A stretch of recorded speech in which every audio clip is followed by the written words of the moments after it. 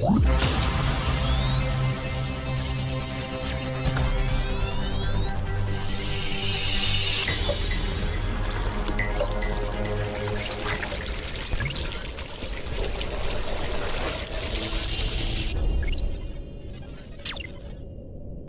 and welcome to Tech Trends. I'm Olayemi Oshidende, and here's what we have on the program this week. Universal Service Provision Fund under the Nigerian Communications Commission launches USPF Impact Alliance to accelerate digital inclusion. Also on the program, Co-Creation Hub kicks off the third cohort of the MasterCard Foundation EdTech Fellowship. And then later, James Sarichera, co-founder of Afric.info, will be talking about how emerging techs can help solve some of the most pressing challenges in Africa. We'll give you more in just a moment. Do stay with us. This is Tech Trends, and I'm Olayemi Oshidende.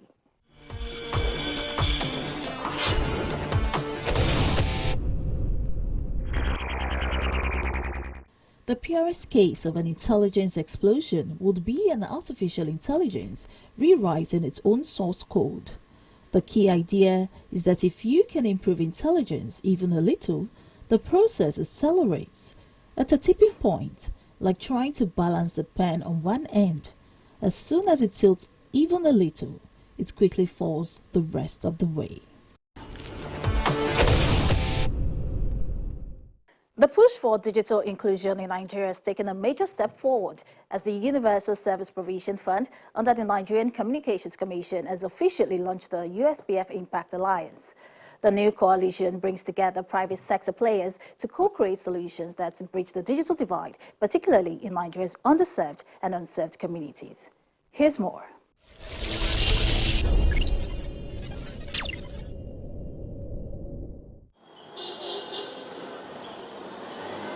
The University of Lagos, located in Akoka, famously known as the University of First Choice and the nation's pride, is the pioneer institution selected for the pilot phase of the federal government's fiber-to-hostel connectivity initiative.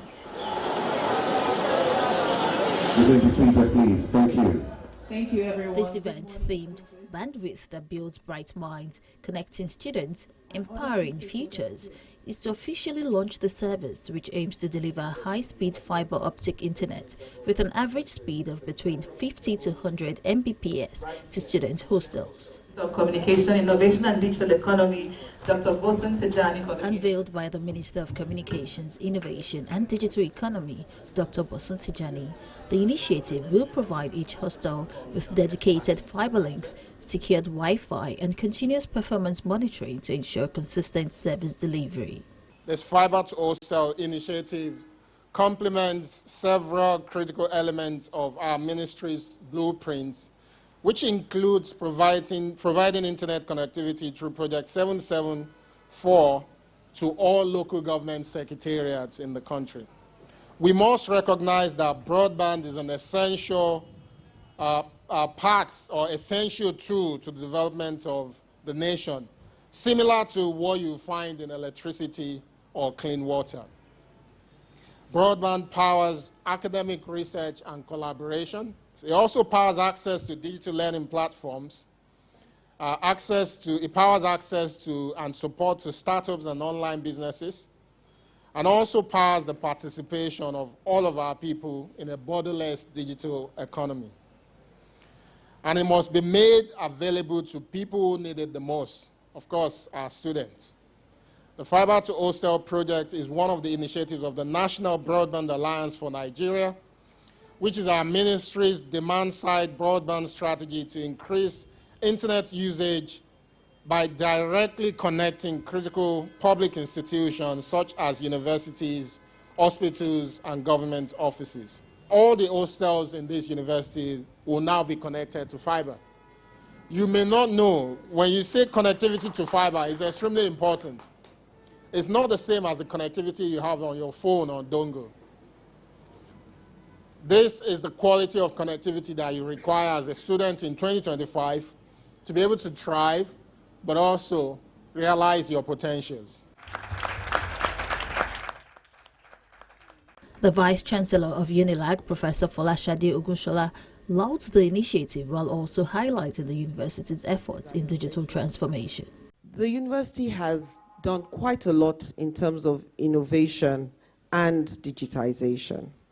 And we have made it our pride to say that most of our faculties are wired.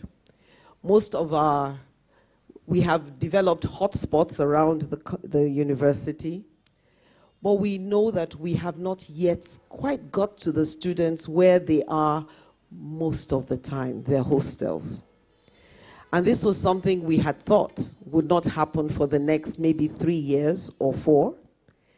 And for the government to have put us at the center of this initiative, the Fiber to Hostel initiative, is something that we are extremely grateful for.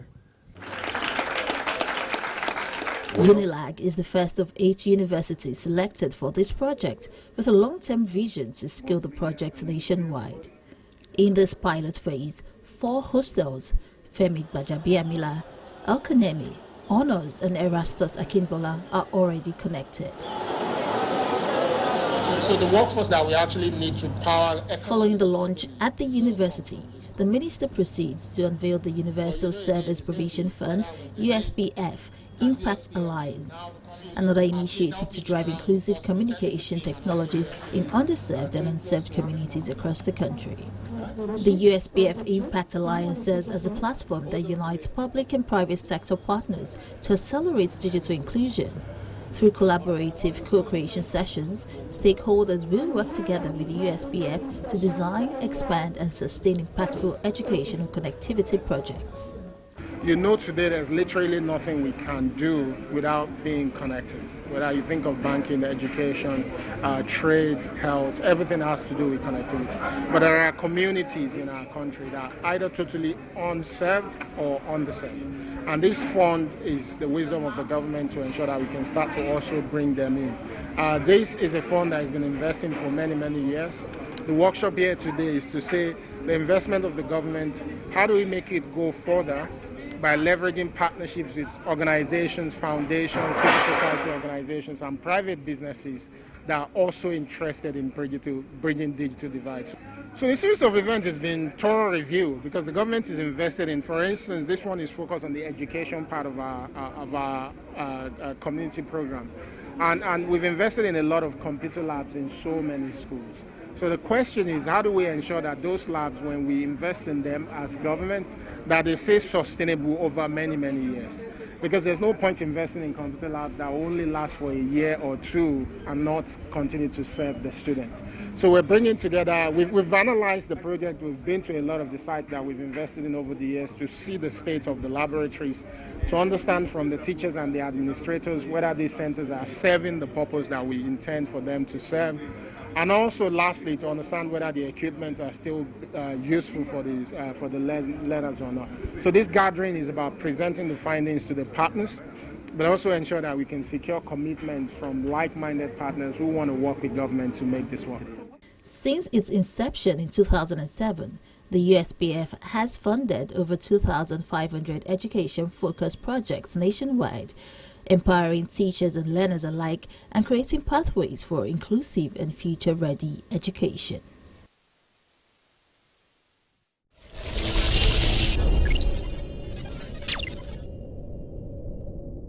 The Co-Creation Hub, in partnership with the MasterCard Foundation, has once again opened its doors to African-focused EdTech startups, offering them the opportunity to scale their innovative solutions that make learning more inclusive and accessible through tech. Now in its 3rd iteration, the EdTech Fellowship will provide the selected startups with the support, mentorship and resources they need over the coming months to drive real transformation in Africa's education sector.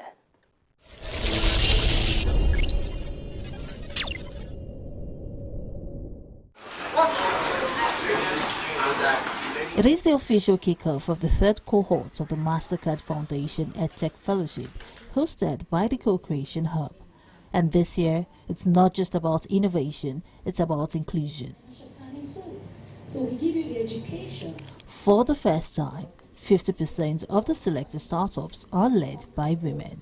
Completing stage 1 was now moving them to our key leads across different areas. within the organization, practice leads, leads of key, key support teams within the organization, now evaluating these innovators again with another specific kind of rubric, scoring rubric that really evaluates to see how innovative these solutions are and seeing if they're a good fit for the program. And after this, we have the top 40 go through the due diligence phase, and the top 40 that went through the rigorous due diligence phase, also went through interviews, and they were then presented to the investment committee, who then make decision on the final 12. So it was really quite rigorous, and I must really celebrate and commend these 12 innovators that made it as finalists on the third cohort of the program.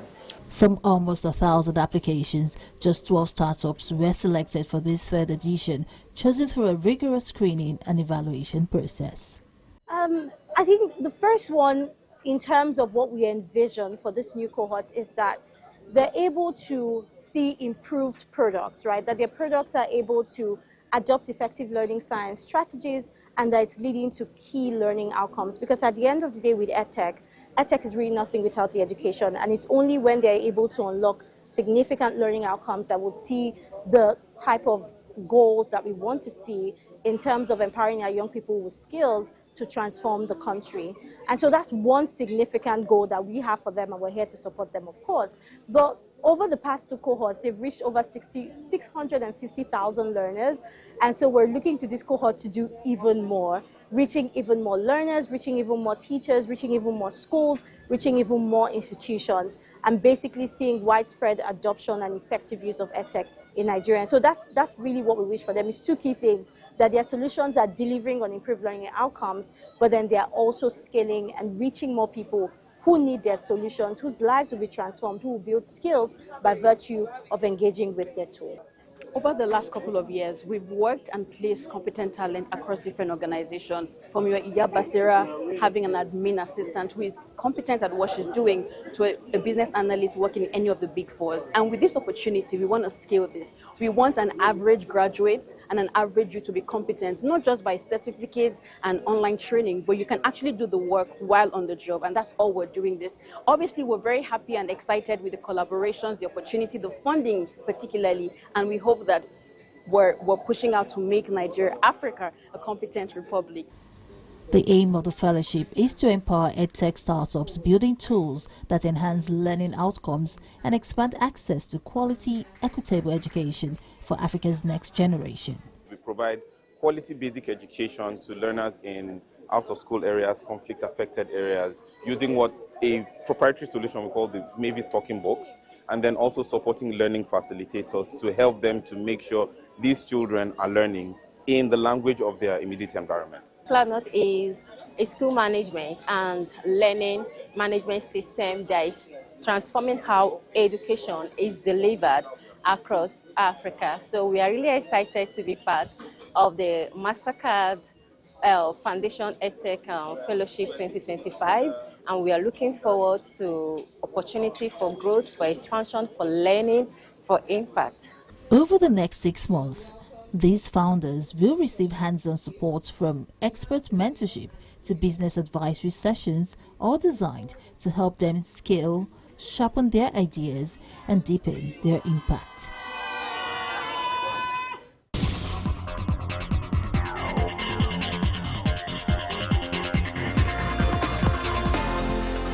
Did you know the first photo took 8 hours to expose? Taking a picture today is effortless. Just pull out your phone and tap a button. But photography has come a long way since its early days, when capturing a single image involved bulky cameras, metal or glass plates, and exposure times that stretched for hours. The photography, widely regarded as the first in history, is titled View from the Window at Le Gras, taken by Nicephore Niepce. A grainy image of French landscape captured on a metal plate is believed to be the world's earliest surviving photograph, dating back to 1826 or 1827. Due to the limitations of early photographic technology, the exposure for this image took an astonishing 8 hours. This long exposure time is also why people rarely smiled in old photographs. They had to remain perfectly still for extended periods, making smiling impractical.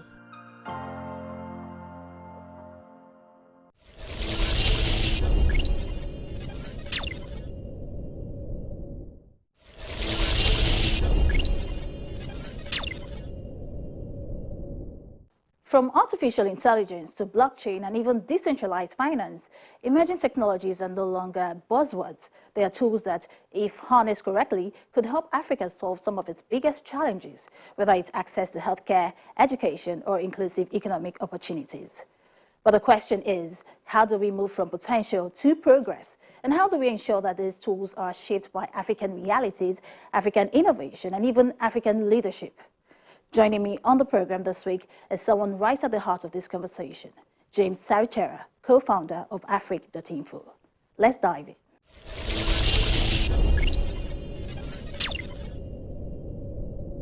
Thank you so much, James Sarichera, co-founder of Afric.info, for joining us on Tech Trends. It's great to have you. Thank you, Olemi. It's great to be here. Now, James, Africa is at a turning point in its digital journey, and there's a lot of talk about it, taking charge of its own future. From where you sit, what do you think needs to be in place for that to happen? Are we talking about better skills, stronger infrastructure, or even smarter policies? Thanks, Olemi. Well, we're living in probably the greatest opportunity in the last century for Africa to close its development gap. And AI provides that opportunity. And so the key things that we need to do and do with a matter of urgency are really three things. One, we need to look at compute, our data center infrastructure and the surrounding supporting infrastructure for that. We need to look at not just centralized data centers, but also computing that is at the edge that can be used in remote places, in farms. Secondly, talent. We need the very best Africans, the very best minds that we have on the continent working together. This also includes those that are in diaspora, but also collaborating with some of the best minds generally across the world. There's implications as well for our education system. We need to be embedding AI into every level of education from grade 0 right through to tertiary level. And lastly, but actually probably most importantly, we need the power because without clean energy to actually drive this revolution, then we can't do any of the other things. Now, James, let's assume that those foundations you've mentioned are in place. Technologies like artificial intelligence, which is often mentioned as a game changer, become real tools for change. What does that now mean for Africa? I mean, how do you see AI helping solve some of the continent's biggest challenges? Well, I think AI is more than just a game changer. COVID taught the continent a really harsh lesson. When push comes to shove, you're on your own. And so what we need to do is to build our capabilities here using this new technology so we are able to create cures that we derive from our ecology that can address not only ailments here, but ailments from around the world. But another really important area is food sovereignty. And feeding the nation is usually most countries' biggest bill, and quite often the source of a lot of the debt that we see across the continent from a national perspective. So us being able to yield more from the same amount of land that we have and doing it in a way that's ecologically responsible is something that AI can help us do and accelerate. As I mentioned, education needs to change completely because you now have a situation where all of the world's knowledge is available in an instant. That's got implications for absolutely everything, including defense. So it's more than a game changer. It's actually an existential priority. Now, and building on what you just said, and onto the fourth industrial revolution, there's this idea that Africa has a chance to leapfrog our data systems without necessarily having to follow the traditional path. Do you really believe that's possible? And how can technologies like AI and even blockchain help us do that? Oh, categorically. In fact, when you look at the initial early AI arms race or generative AI arms race, it was basically an arms race at all costs. And so you had very energy hungry, very water hungry data centers doing the processing. And there's talk as well about the use of untested means of powering these systems, just so that we can get further ahead quicker. But I think coming from behind, it gives you the opportunity to do it better. We can do it more ecologically, using less power, using less water, but doing it in a way that is also more useful. So I don't think we need to aim to have the most powerful AI in the world. We just need to have the most useful. All right. Well, James, let's talk about something you have experience in, which is using AI and blockchain to open up access to funding for development projects. Can you tell us briefly, how that works and why an approach like that could be a game changer for financing in Africa? Well, I think if one speaks to most global investors, when they look at Africa, what they see is risk. And I think the potential for de-risking projects in Africa, and particularly projects that involve the private sector and entrepreneurs, with blockchain and AI is absolutely transformational. You provide the opportunity for fractional contributions to what can actually be very large projects. You also provide the opportunity for a decentralized approach where multiple people from anywhere in the world can actually come together and make something big happen. So one of the key tenets of blockchain technology, for example, is transparency and everybody being able to see how funds have been funneled. So I think there's a real opportunity for transformational transparency, essentially, in terms of being able to fund projects, but also innovation in terms of how transactions are structured. I'm talking about transparency that you just mentioned. One of the challenges with digital finance in Africa is trust. Many people are still wary, especially at the grassroots. Now, in your experience, what does it take to build a transparent and inclusive financial systems that everyday people and communities can really believe in? Well, I think it starts with actually building together from the ground up, and not necessarily coming with a solution that is imposed from the top down. So, for example, with for Africa Day, we're releasing a voting platform that will enable Africans all around the world and also people that want to see progress in Africa to vote on some of the most important renewable energy projects in Africa. But a key difference here, and this is where the technology comes in, is that the people that are closest to it, so people, for example, within 10 kilometers of a project, they actually get an extra weighted vote. They actually get 3 times the voting power, so that local communities on the ground have a genuine say in what's going on around them. So they've got to be part of that picture, and right from the beginning, and not at the end when infrastructure is already going up. Well, even though the road, to that is still unfolding, one thing is clear, and that's the fact that the tools to build a more inclusive digital future, are already here, and it's up to us to use them for our development. But James, as we look ahead with all of these tools, I mean, AI, machine learning, IoT, blockchain, all these tools are now at our fingertips. What excites you, the most about where Africa is heading with them? I think Africa can approach these technologies in its own unique way. So, for example, right now you've got less than 0.1% of African languages that are on the internet, and so there's a huge opportunity to actually involve more people in creating solutions. First of all, from an African perspective, but from a global perspective.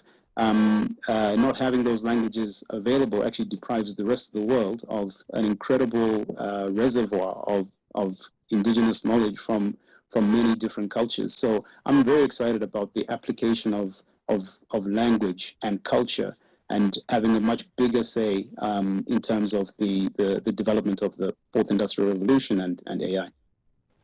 Well, thank you so much, James Sarachera, co-founder of Afric.info, for sharing your insights with us on tech trends. Thank you, Alim.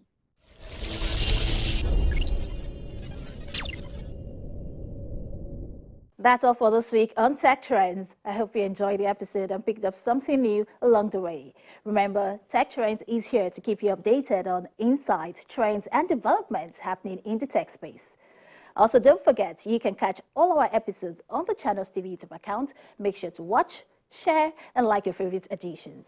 Until I come your way again, I'm Olayemi Oshidende, and I'll see you next time.